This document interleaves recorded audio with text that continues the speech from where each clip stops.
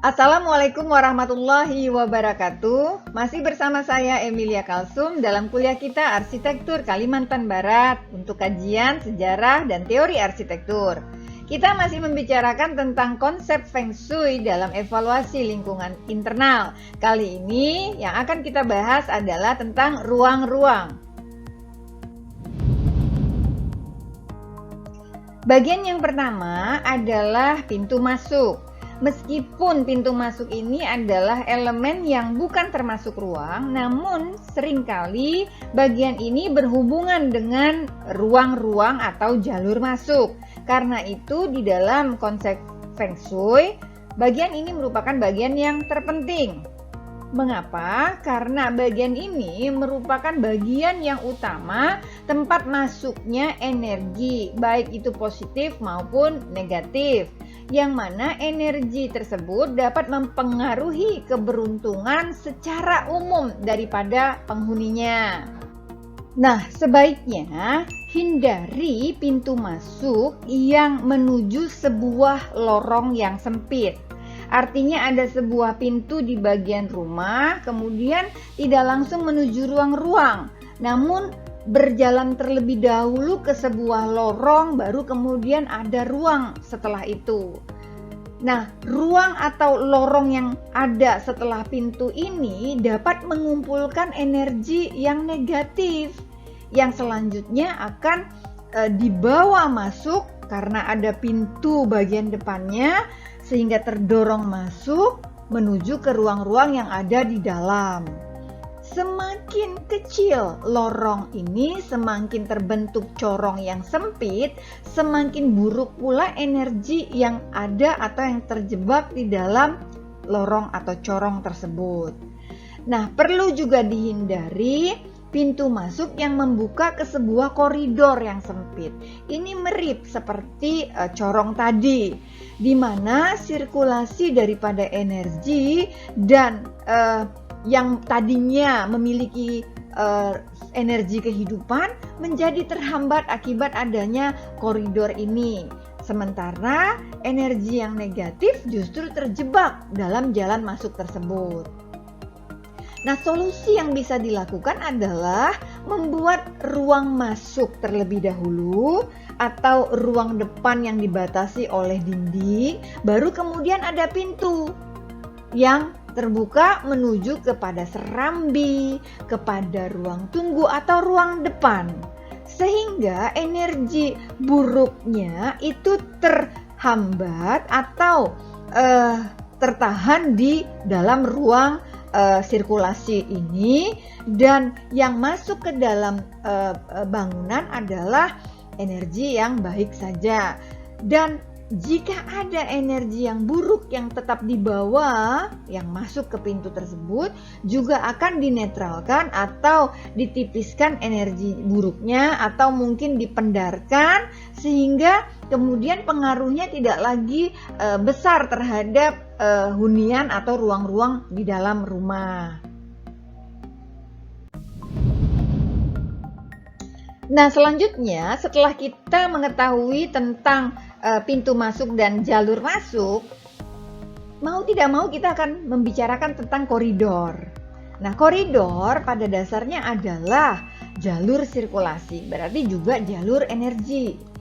Di dalam konsep Feng Shui, koridor harusnya diletakkan dengan baik, diletakkan dengan tepat, ya, karena dapat mengedarkan energi yang mengandung kehidupan atau justru dapat menjebak energi yang merusak.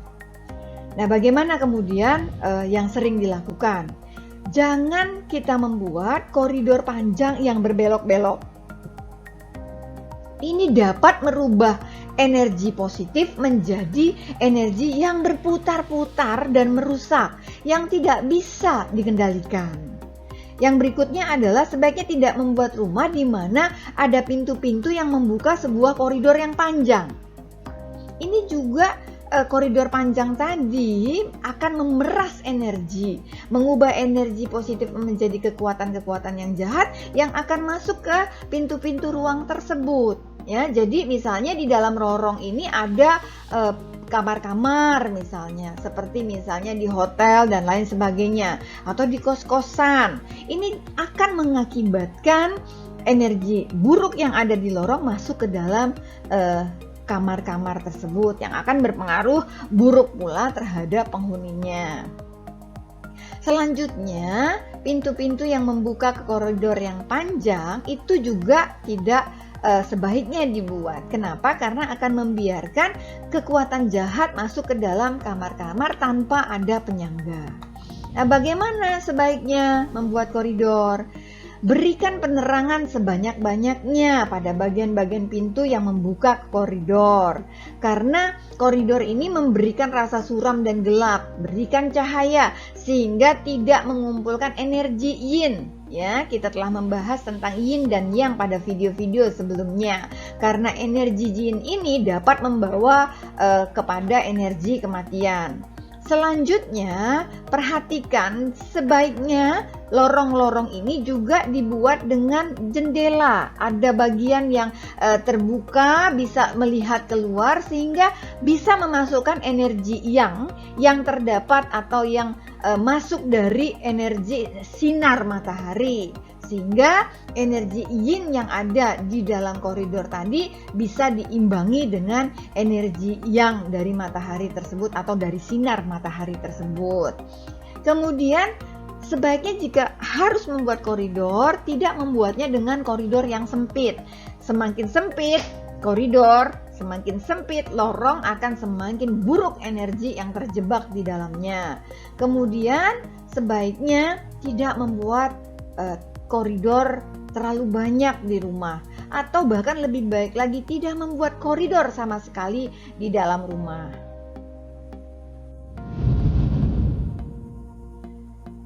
Selanjutnya adalah tangga. Tangga pada prinsipnya adalah saluran energi di antara tingkat atas dan tingkat bawah, ya. Selanjutnya, tangga-tangga yang efektif seharusnya bisa mengalirkan atau menyalurkan energi yang mengandung kehidupan dari bawah ke atas dan memastikan bahwa energi itu sampai pada setiap ruang-ruang yang terdapat di atas sana. Kemudian tangga yang membahayakan akan membatasi aliran energi dan bahkan merubah energi positif menjadi energi negatif yang sangat merusak. Nah, yang sering terjadi adalah pada tangga spiral atau tangga yang berputar, tangga yang mengitari sesuatu atau tiang atau ruang. Ini adalah bentuk tangga yang tidak baik karena meningkatkan energi jahat. Uap yang naik ke atas atau energi yang naik ke atas menjadi sebuah bentukan atau gerakan silinder, ya, atau spiral yang berputar. Nah, energi ini dipaksakan untuk memutar dan naik menjadi energi yang merusak. Kemudian ada lagi tangga yang sempit, ini bagaikan sebuah lorong. Nah, tangga yang sempit ini juga tidak baik karena pada tanjakan dari energi yang naik atau yang turun itu menjadi terlalu terjal dan aliran energi itu menjadi dahsyat, ya. Dan itu akan menyebabkan sebuah keburukan bagi penghuni rumah, karena itu bagaikan ada sebuah terowongan angin yang melaju dengan cepat di bagian ini. Nah, bagaimana selanjutnya yang harus kita buat? Sebaiknya kita buat tangga yang lebar dengan anak tangga yang pendek, yang mana memudahkan kita untuk turun naik secara lembut, ya. Dan energi yang juga akan diciptakan juga energi yang lembut. Secara tipikal, tangga juga sebaiknya tidak menghadap pintu depan. Ada kan rumah yang kemudian begitu kita buka pintunya menghadap kepada tangga menuju ke atas. Ini sebaiknya tidak dibuat karena dapat mempengaruhi semakin menambah energi buruk yang ada di dalam rumah tersebut. Ruang yang berikutnya yang juga penting untuk diatur di dalam Feng Shui adalah garasi. Nah, garasi ini akan sangat berpengaruh terhadap kesehatan dan keselamatan penghuni terkait dengan keselamatan di dalam perjalanan. Energi yang dibawa oleh ruang garasi ini adalah energi yang dapat merusak. Kita tahu bahwa kendaraan pasti akan mengeluarkan zat-zat atau emisinya. Nah, ini yang sebetulnya dapat mempengaruhi penghuni, mengikat oksigen yang ada di kepalanya, kemudian membuat dia tidak bisa konsen dan akhirnya mengalami kecelakaan. Seringkali garasi dibuat berhimpitan dengan sisi rumah di mana misalnya tidak ada bagian belakangnya penghuninya. Nah, ini akan membuat seolah-olah kendaraan yang masuk ke dalam garasi masuk ke dalam semua bangunan. Atau mungkin bagian belakang garasi berdampingan langsung dengan ruang tidur. Ini juga sangat berbahaya karena kendaraan yang masuk menuju ke arah ruang tidur itu seolah-olah ingin menabrak orang atau penghuni yang ada di dalam ruang tersebut. Kemudian ada pula bagian belakang garasi bersebelahan dengan ruangan yang sering digunakan oleh orang-orang yang ada di dalam hunian. Ini juga sangat berbahaya, bisa mengakibatkan penghuni menjadi sakit atau korban dari kecelakaan. Bagian hunian rumah yang terletak di atas garasi juga tidak baik karena menciptakan perasaan ada kendaraan yang melaju ke arahnya.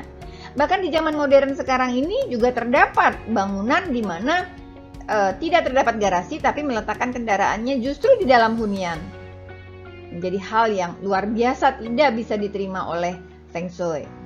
Nah, solusi yang bisa diberikan adalah membuat garasi terpisah dari rumah. Ini adalah solusi yang paling baik. Karena dengan memindahkan garasi, kita akan mendapatkan energi yang lebih baik bagi rumah. Artinya, energi buruk yang terdapat di dalam garasi atau adanya garasi tadi tidak akan masuk ke dalam rumah. Kemudian jika memang tidak bisa kita lakukan untuk membuatnya secara terpisah, sebaiknya tidak berhimpitan.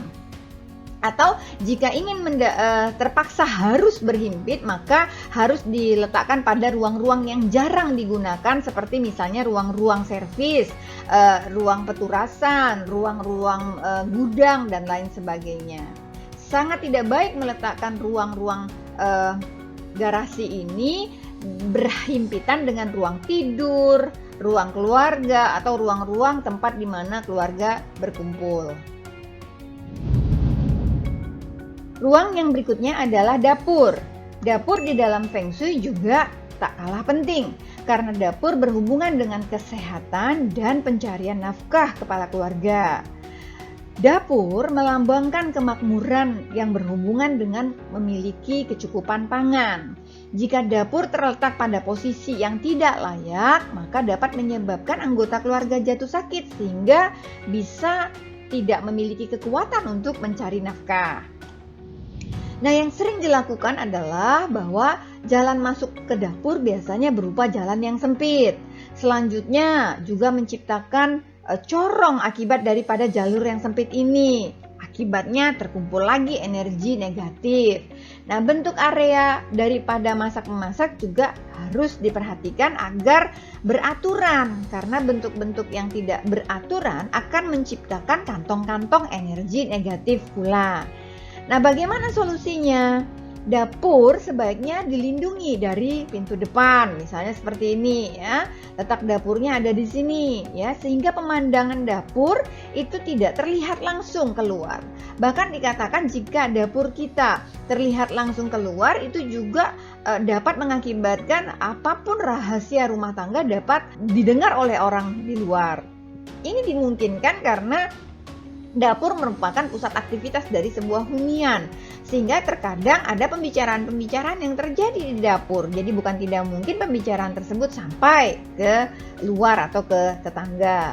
Kemudian dengan adanya dapur yang terhalang dari pintu luar seperti ini maupun ini juga dapat membuat menghalangi atau meniadakan energi buruk yang akan masuk ke dalam hunian atau dapur tersebut. Selanjutnya, lokasi lainnya yang ideal dari dapur yaitu ada yang dapur terbuka di dua sisinya. Itu akan lebih baik daripada hanya satu sisi ya. Dan kemudian bentuk dan area masak-memasak dibikin simetris atau beraturan, jadi tidak yang dengan bentuk-bentuk segitiga atau mengantong ya. Kemudian dapur dibuat sejajar dengan poros pusat rumah, atau dengan kata lain bentuknya berada pada posisi diagonal terhadap rumah. Ini juga menjadikan energi yang sangat baik bagi dapur tersebut ya. Ruang yang berikutnya adalah ruang tidur. Ruang tidur ini penting karena tidur merupakan kegiatan yang pasif, di mana kita tidak punya kendali atas segala energi buruk yang akan datang ke tubuh kita. Karena itu, ruang tidur merupakan ruang yang paling dilindungi di dalam konsep Feng Shui. Seringkali kita membuat ruang tidur yang tidak baik, di mana misalnya ada beberapa pintu di dalam ruang tersebut. Ini akan menyebabkan energi yang berputar di dalam ruangan tersebut menjadi kuat dan melemahkan orang yang ada di dalamnya. Selanjutnya, pintu-pintu daripada ruang tidur sebaiknya tidak menghadap tangga seperti ini, karena tangga telah kita sebutkan atau kita jelaskan sebelumnya merupakan saluran energi. Jika energi yang masuk ke dalam itu begitu kencang, akan langsung masuk ke dalam hunian atau di dalam kamar tidur atau ruang tidur tersebut, itu dapat berpengaruh buruk pada penghuni. Penghuni akan melakukan atau berperilaku buruk pula. Selanjutnya, jangan ada balok-balok telanjang atau balok-balok struktur yang langsung terlihat di atas atau di plafon dari ruang tidur, bahkan di atas tempat tidur kita. Ini juga akan menyebabkan perasaan tertekan, perasaan tidak nyaman, tidak merasa sehat pada saat bangun. Kemudian juga plafon, bentuk-bentuk plafon yang mengarah ke bawah atau menekan ke bawah atau berbentuk V terbalik itu juga harus dihindari karena dapat memberikan tekanan pula bagi penghuninya. Selanjutnya, hindari pula ruang-ruang tidur yang saling berhadapan pintu-pintunya. Ini juga akan berpengaruh terhadap penghuninya, yang mana mereka dapat bisa saling tidak cocok satu sama lain.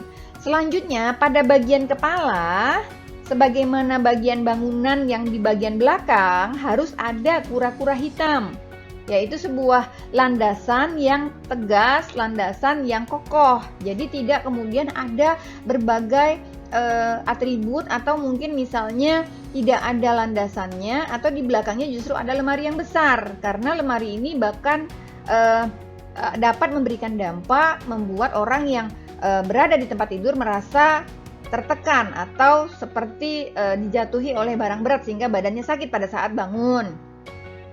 Hindari pula di bagian depan dari tempat tidur itu tidak ada ruang sama sekali, langsung dihadang oleh lemari. Ini juga membuat pandangan menjadi tidak luas, kemudian berbagai keinginan atau tujuan daripada orang yang tidur di sini menjadi tidak berhasil atau tidak tercapai.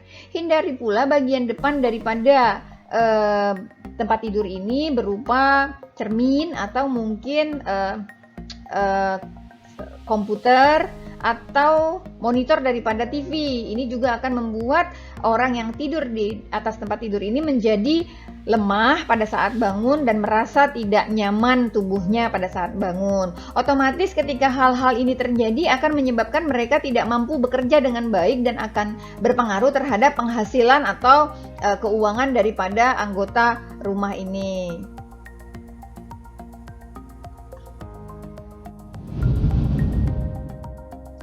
Selanjutnya adalah struktur di dalam rumah, di mana perlu kita pikirkan bahwa sebaiknya tidak ada balok-balok atau kolom-kolom yang telanjang yang terlihat jelas di dalam hunian, di mana kolom-kolom atau balok-balok ini dapat memberikan energi yang merusak, yang membuat kita merasa seakan diremukkan oleh kolom atau balok tersebut.